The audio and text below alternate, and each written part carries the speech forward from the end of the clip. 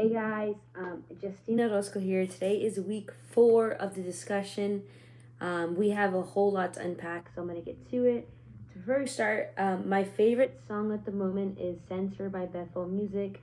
I love it. I don't think I can play it because I'm going to upload this to YouTube and I don't want to get copyright. But I will say my favorite bridge part is says my whole life for your glory, my whole world for you only, everything for the honor of your name. And if my days tell a story, let it be for you of you only, everything for the honor of your name. I just feel like it just aligns with my life. Part of my life as living as a Jesus believer is to live in a way where it honors and gives glory to the Lord, and that's in my actions, the way I speak, and everything I do.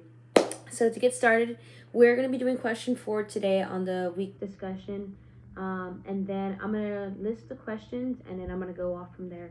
So work 4, it gives us 2 functions. And the first part is write the equation for and sketch the graph of the parent toolkit function f of x. So I have a whole bunch of notes here, but I'm kind of just gonna go on and show you guys little by little. We'll just use this. So this is gonna be our 2 functions right here.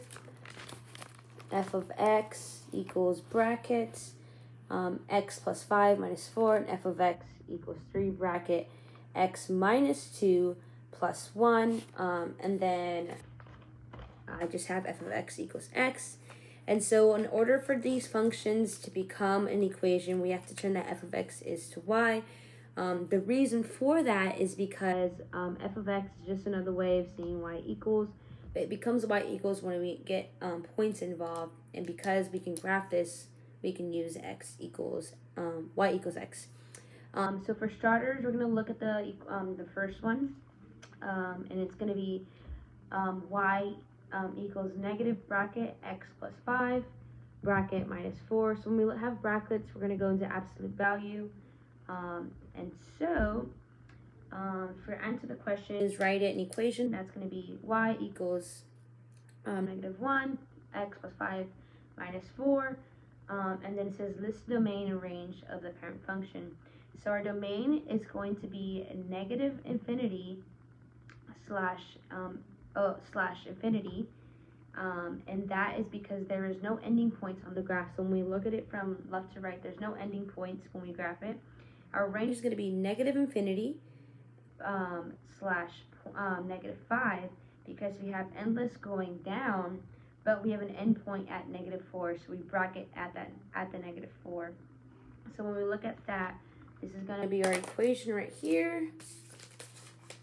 I have a whole bunch of notes. Y equals, and then when we go down to the domain and range, it's going to be right here, negative. We have that negative infinity with slash infinity right here, negative infinity for bracket, and again, because that bracket is going to notify us that we have an ending point. Next is a list of transformations that take place when the parent function of the graph to the given to the function. So our first shape is, we're going to look at the shape. So it's going to be a V. The shape is a downward V because of the negative 4. So because of that negative 4 at their end, we're going to have a downward V. And our vertex is going to be negative 5, 4. So I'm going to kind of graph this out for you guys just right here. I have a whole bunch of notes again. We'll do this negative 5, this point, and then we're going to do,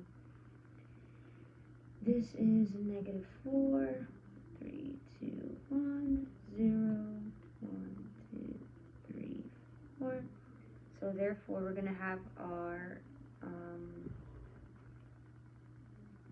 the graph is kind of going to look like this to sum it up.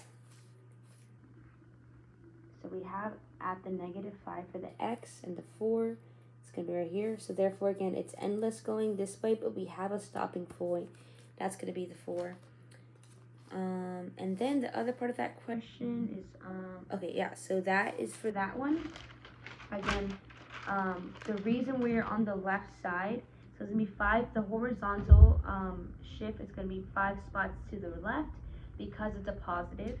the vertical is going to be -4, means 4 shifts downward at the 4 points. So then again, if we look at it, we're going down 4 spots down because it's a negative, shift 5 spots to the left because it's a negative, and that's how we know which way we're going. Alrighty, long video, but here we go, we're going.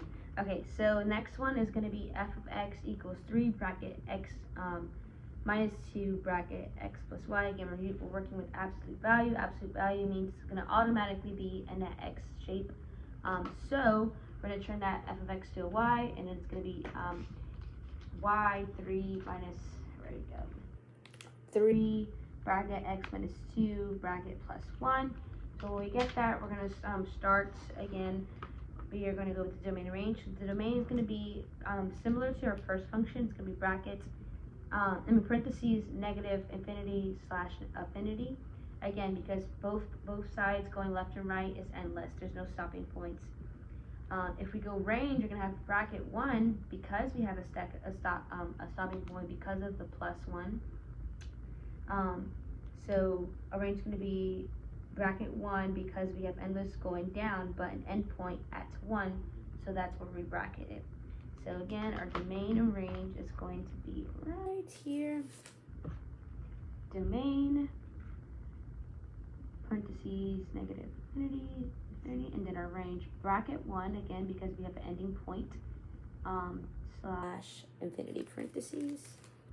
Alrighty, and then so as soon as we look at our domain and range, look at the questions and some of my notes here as well. List the transformations. So when we look at the transformations, we're going to go 2 spots to the left because it's negative, and then so the vertical transformation is going to be plus 1 because it's going to shift up in a 1 point, and then I'm going to kind of go and write that down for you guys. So we're going to look at 1. This is going to be 1, 2, 3, 4, 5. 1, 2, 3, 4, 5. This is kind of bad, and I'll send extra double pictures. But again, we're going to go 2 over.